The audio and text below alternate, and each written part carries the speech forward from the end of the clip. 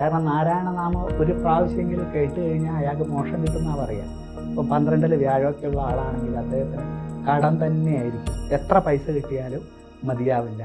അത് വേറെ വഴിക്ക് അനാവശ്യ ചിലവുകളായിട്ട് പോകും. നമ്മളെ ഈ ഇപ്പോൾ അഷ്ടമശനി, കണ്ടകശനി അല്ലെങ്കിൽ ദുരിത സമയത്തൊക്കെ നമ്മളെ വലിയ അപകടങ്ങളിൽ നിന്ന്. Doctor Prasad sir, welcome to ABC Malayalam ജ്യോതിഷം. Thank you. ശരി, ഒരാളുടെ ജാതകത്തിൽ ദൈവാധീനം ഉണ്ടോ ഇല്ലയോ എന്ന് മനസ്സിലാക്കിയിട്ട് ഇനിയിപ്പോൾ ദൈവാധീനം ഇല്ലെങ്കിൽ നമുക്ക് എന്തൊക്കെ പരിഹാരങ്ങളാണ് അതിന് ചെയ്യാൻ പറ്റുന്നത്?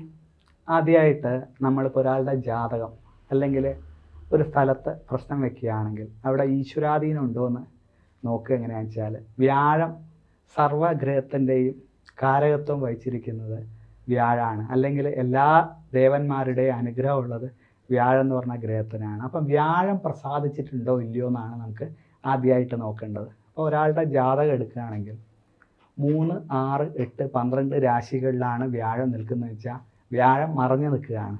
അപ്പോൾ അയാൾക്ക് പൂർവികമായിട്ടുള്ള ദുരിതങ്ങൾ, അത് അദ്ദേഹത്തിൻ്റെ കുഴപ്പം കൊണ്ടല്ല, അദ്ദേഹത്തിൻ്റെ കുടുംബത്തിലേക്ക് അല്ലെങ്കിൽ അവരെ കുടുംബമായിട്ട് ബന്ധപ്പെട്ട ദേവാലയങ്ങളിൽ അല്ലെങ്കിൽ അവരുടെ തേവാരങ്ങളിൽ വന്നു പോയിട്ടുള്ള ദുരിതങ്ങളാണ് അവിടെ നമ്മൾ കാണിക്കുന്നത്. അപ്പോൾ ആ ഒരു ദുരിതത്തിന് പരിഹാരം ചെയ്തിട്ടില്ലെങ്കിൽ പിന്നീടുള്ള അവരുടെ തലമുറയെ പോലും അത് ബാധിക്കും. ഇപ്പം അഷ്ടമത്തിലാണ് വ്യാഴം നിൽക്കുന്നത് വെച്ചാൽ അതിലേറ്റവും ദുരിതമാണ്. അഷ്ടമത്തിൽ വ്യാഴം എന്ന് പറഞ്ഞാൽ തന്നെ ആ ഒരു അവരുടെ ഒരാളുടെ അച്ഛൻ്റെയോ അമ്മയുടെയോ തറവാടുമായിട്ട് ബന്ധപ്പെട്ട്, ജാതകൻ്റെ അച്ഛൻ്റെയോ അമ്മയുടെയോ തറവാടായിട്ട് ബന്ധപ്പെട്ടിട്ടുള്ള ഒരു ദേവതാ സങ്കല്പം വികലമായിട്ട് കിടക്കുന്നുണ്ട് എന്നുള്ള ഉറപ്പാണ്. അങ്ങേയറ്റം ദുരിതത്തിലാണ്. അപ്പോൾ അത് കണ്ടു കഴിഞ്ഞാൽ ഉടനെ തന്നെ നമ്മളത് അന്വേഷിച്ച് അതിൻ്റെ പുനരുദ്ധാരണം ചെയ്തിരിക്കണം. അതില്ലെങ്കിൽ അത് വീണ്ടും ദുരിതത്തിലേക്ക് പോവും. അതിൻ്റെ പരിണിത ഫലമായിട്ട് അപകടങ്ങൾ, ദുർമരണങ്ങൾ, അല്ലെങ്കിൽ കടം ഉണ്ടാവുക, തറവാട് മൊത്തം നശിച്ചു പോവാം, അല്ലെ സന്തതി പരമ്പരകൾ ഇല്ലാണ്ടായി പോവാം, അങ്ങനെയൊക്കെ ഉണ്ടാവാം. അപ്പോൾ ഈ വ്യാഴം മറഞ്ഞിരിക്കുന്ന ആൾക്കാർ ഏറ്റവും ആദ്യം ചെയ്യേണ്ടത്, വ്യാഴം എന്ന് പറഞ്ഞാൽ തന്നെ നമ്മൾ മഹാവിഷ്ണുവിനെയാണ് പ്രാർത്ഥിക്കേണ്ടത്. പറ്റുമെങ്കിൽ ദിവസം വിഷ്ണു സഹസ്രനാമം ജപിക്കുക, വ്യാഴാഴ്ച വ്രതം എടുക്കുക, മാസത്തിൽ ഒരു പ്രാവശ്യമെങ്കിലും ഗുരുവായൂരപ്പനെ പോയി തൊഴുക. ഈ കാര്യങ്ങളൊക്കെ ചെയ്യുമ്പോൾ തന്നെ ചെറിയൊരു വ്യത്യാസം ഉണ്ടാവും. പക്ഷേ വ്യാഴം മറഞ്ഞിരിക്കുന്ന ആൾക്കാർക്ക് ഇതൊന്നും ചെയ്യാൻ തോന്നില്ല. അങ്ങനെ ഒരു വിഷയമുണ്ട്. വ്യാഴം മറഞ്ഞിരിക്കുന്ന ആൾക്ക് ദൈവികമായിട്ടുള്ള ഒരു കാര്യങ്ങൾ, ഒരു നാമം ജപിക്കാനോ അല്ലെങ്കിൽ ഒരു സപ്താഹം നടക്കുന്ന സ്ഥലത്ത് പോകാനോ അല്ലെങ്കിൽ ഒരു അമ്പലത്തിൽ പോകാനോ മാനസികമായിട്ട് താല്പര്യം ഉണ്ടാവില്ല. അങ്ങനെ ഒരു വിഷയമുണ്ട്. അപ്പം അതെന്താ വെച്ചാൽ ഈ പൂർവികമായിട്ടുള്ള ദുരിതമാണ് കേട്ടോ. ആ തറവാട്ടിലേക്ക് ഉള്ള സുഹൃത ക്ഷയത്തിനെയാണ് അവിടെ കാണിക്കുന്നത്. ആ സുഹൃത ക്ഷയത്തിനെ മാറ്റാൻ താല്പര്യം ഇല്ലെങ്കിൽ നമ്മൾ വിഷ്ണു സഹസ്രനാമങ്ങൾ ജപിക്കുക, അല്ലെങ്കിൽ സപ്താഹമൊക്കെ നടക്കുന്ന വേദികളിൽ വെറുതെ പോയെങ്കിലും ഇരിക്കുക. കാരണം നാരായണനാമം ഒരു പ്രാവശ്യമെങ്കിലും കേട്ട് കഴിഞ്ഞാൽ അയാൾക്ക് മോക്ഷം കിട്ടുമെന്നാണ് പറയുക. വിഷ്ണുവാത്തിലേക്ക് ലയിക്കും, അല്ലെങ്കിൽ അദ്ദേഹത്തിൻ്റെ ആത്മാവിന് പുണ്യം കിട്ടുമെന്നാണ് പറയുക. അപ്പം താല്പര്യമില്ലേ പോലും ഈ പറഞ്ഞതുപോലെ നാരായണനാമം ജപിക്കുക, മഹാവിഷ്ണുവിനെ ഭജിക്കുക ഏറ്റവും ആദ്യം ചെയ്യേണ്ടത്. ഇല്ലെങ്കിൽ ഇതിൻ്റെയൊക്കെ ഫലം എന്താ വെച്ചാൽ അങ്ങേയറ്റം ദുരിതമായിരിക്കും. പിന്നെ ഈ ഒരു വേറെ കാര്യം കൂടെ ഉണ്ട്. ഈ അഷ്ടമത്തിൽ വ്യാഴമൊക്കെ ആണെങ്കിൽ ഇവരുടെ തറവാടുമായിട്ട് ബന്ധപ്പെട്ട് വൈഷ്ണവായിട്ടുള്ള ദേവാലയങ്ങൾ ചിലപ്പോൾ നശിച്ച് തന്നെ പോയിട്ടുണ്ടാവാം. അതും ഒരു ലക്ഷണമാണ്.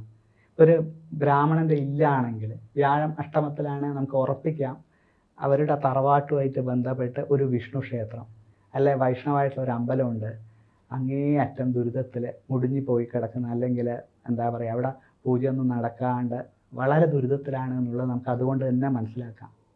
അപ്പോൾ എത്രയും പെട്ടെന്ന് അത് നവീകരിക്കാനുള്ള കാര്യങ്ങൾ നമ്മൾ ചെയ്യണം.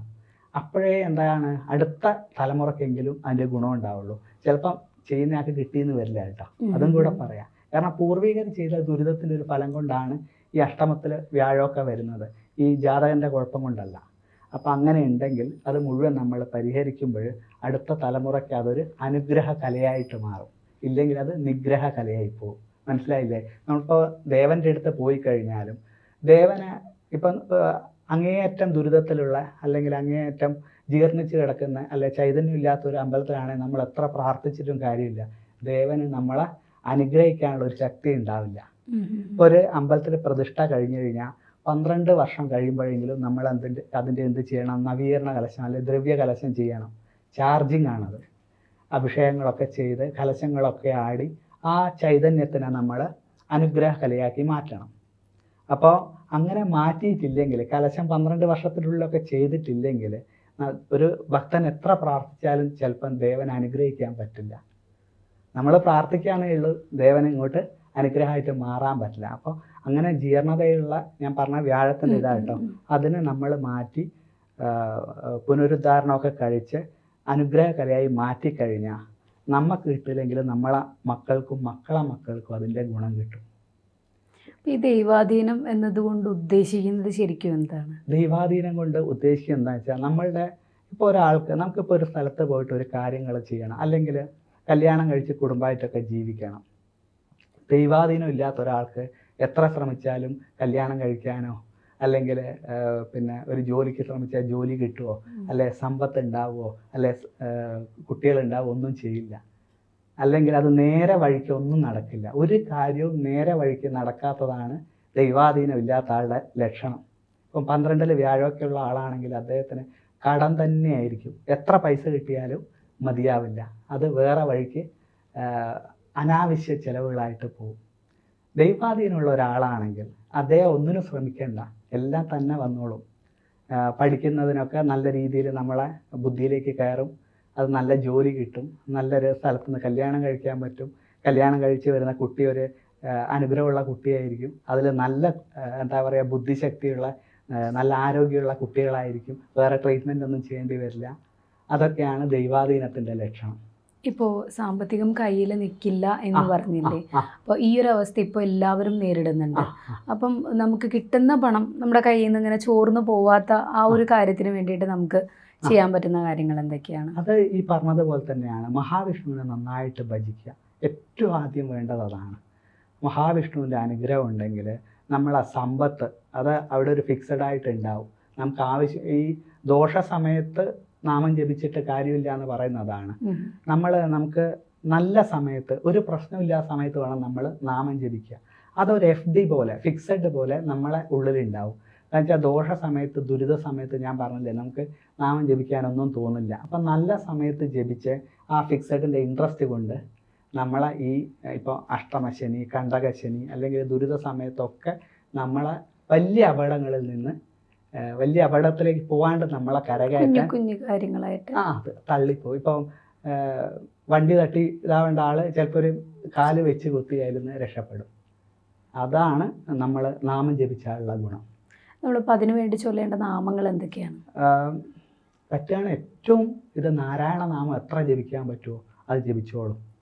നാരായണ എന്നുള്ള നാമം ജപിക്കുക. പിന്നെ വിഷ്ണു സഹസ്രനാമം പതിവായിട്ട് ജപിച്ചാൽ വളരെ നല്ലതാണ്. പിന്നെ സന്താനഗോപാല മന്ത്രമുണ്ട്. പിന്നെ ഭാഗവതം വായിക്കാൻ അറിയെങ്കിൽ ഭാഗവതം വായിക്കുക. ഇല്ലെങ്കിൽ സപ്താഹം നടക്കുന്ന വേദികളിലൊക്കെ പോയിട്ട് അവിടുന്ന് കേൾക്കുകയെങ്കിലും ചെയ്താൽ മതി. ഇപ്പം നമുക്ക് ബുക്കൊക്കെ വായിക്കാനൊക്കെ ബുദ്ധിമുട്ടായിരിക്കും, കേൾക്കുകയെങ്കിലും ചെയ്യുക. അപ്പോൾ അതൊക്കെ ഒരു ഏറ്റവും പുണ്യമായിട്ട് വരും. പിന്നെ നമ്മളെ ഗുരു സ്ഥാനത്തുള്ള ആൾക്കാരുടെയൊക്കെ അനുഗ്രഹം, അച്ഛൻ്റെ അമ്മയുടെ ഒക്കെ ഒരു അനുഗ്രഹമായിട്ട്, അവരുടെയൊക്കെ കാലൊക്കെ തൊട്ട് പ്രധാന കാര്യത്തിനൊക്കെ പോകുമ്പോൾ അവരുടെയൊക്കെ അനുഗ്രഹം വാങ്ങുന്നതും ഒരു വൈഷ്ണവായിട്ടുള്ള അനുഗ്രഹത്തിൻ്റെ സ്ഥാനം തന്നെ. കാരണം പിതൃക്കളുടെ അനുഗ്രഹവും ഇതിലേറ്റവും പ്രധാനമാണ്. അപ്പോൾ നമ്മളൊരു ദൈവികമായിട്ട് ഇപ്പോൾ അമ്പലത്തിലൊക്കെ പോകുന്നുണ്ടല്ലോ, അതൊക്കെ ഒരു ഗുണമായിട്ട് വരണമെങ്കിൽ പിതൃക്കളുടെ അനുഗ്രഹം കൂടെ വേണം. ഏത് കാര്യങ്ങൾ നമ്മൾ ചെയ്യുന്നുണ്ടെങ്കിലും അതിൻ്റെ മുമ്പേ പിതൃക്കളുടെ അനുഗ്രഹം വാങ്ങുക എന്നുള്ളത് വളരെ പ്രാധാന്യമാണ്. അതാണ് ബലി പോലത്തെ കാര്യങ്ങൾ കൃത്യമായിട്ട് ചെയ്യണമെന്ന് പറയുന്നത്. കാരണം എന്താ വെച്ചാൽ നമ്മളെ പരമ്പരയെ ഓർമ്മിപ്പിക്കലും കൂടെയാണത്. ഇപ്പം പലർക്കും അച്ഛൻ്റെ പേര് ചോദിച്ചു കഴിഞ്ഞാൽ അറിയാനുണ്ടാവില്ല. അതാണ് നമ്മളെ ഈ ബലിയിടുമ്പം അവരുടെ പേര് ചൊല്ലിയിട്ടാണ് ബലിയിടുക. അപ്പം പിതൃക്കളുടെ അനുഗ്രഹമൊക്കെ വാങ്ങുക. അപ്പോൾ അതൊക്കെ ചെയ്യുമ്പോൾ ഈ പറഞ്ഞ ദോഷാവസ്ഥകൾക്കൊക്കെ ഒരു മാറ്റം ഉണ്ടാവും, ഈശ്വരന്മാരുടെ അനുഗ്രഹം ഉണ്ടാവും. Thank you. ജ്യോതിഷ പണ്ഡിതൻ ശ്രീ പ്രസാദ് ഏറാഞ്ചേരിയുമായി നിങ്ങളുടെ ജ്യോതിഷ സംബന്ധമായ പ്രശ്നപരിഹാരങ്ങൾ സംസാരിക്കുവാൻ താഴെ കാണുന്ന നമ്പറിൽ ബന്ധപ്പെടുക. ശ്രീ പ്രസാദുമായി ABC മലയാളം ജ്യോതിഷം നിങ്ങളെ നേരിട്ട് ബന്ധപ്പെടുത്തുന്നതായിരിക്കും. ജ്യോതിഷവുമായി ബന്ധപ്പെട്ട എല്ലാ വിശേഷങ്ങളും നിങ്ങളിലേക്കെത്താൻ ABC ജ്യോതിഷം സബ്സ്ക്രൈബ് ചെയ്യുക.